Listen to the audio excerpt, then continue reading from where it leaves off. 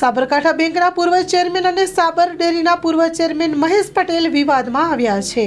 હું દિનેશ પરમાર, સાબરકાંઠા જિલ્લા કિસાન સભાના ઉપપ્રમુખ।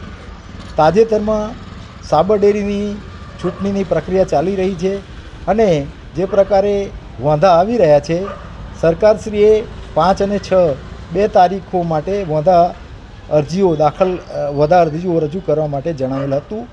એ મુજબ 108 વાંધા રજૂ થયા અને એવા ઘણા વાંધાઓ છે કે એક વાંધો એવો પણ છે કે મહેશભાઈ અમીચંદભાઈ પટેલ અગાઉના સાબર ડેરીના ચેરમેન કે જેઓ મોયદ ગામના વતની જ નથી અને મોયદ ગામમાં તેઓ પશુપાલન કરતા નથી, કોઈ તબેલો ધરાવતા નથી, એ ગામમાં રહેતા પણ નથી।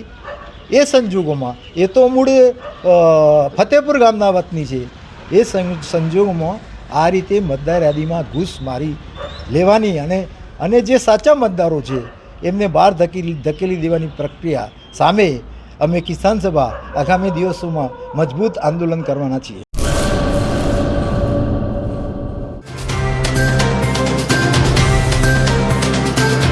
તમારા મનની વાત માં ન્યૂઝ લાઈવ ઉપર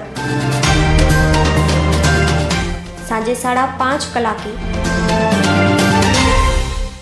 લાઈવ દરમિયાન વાત કરવા 97 252 06125 ઉપર કોલ કરવો।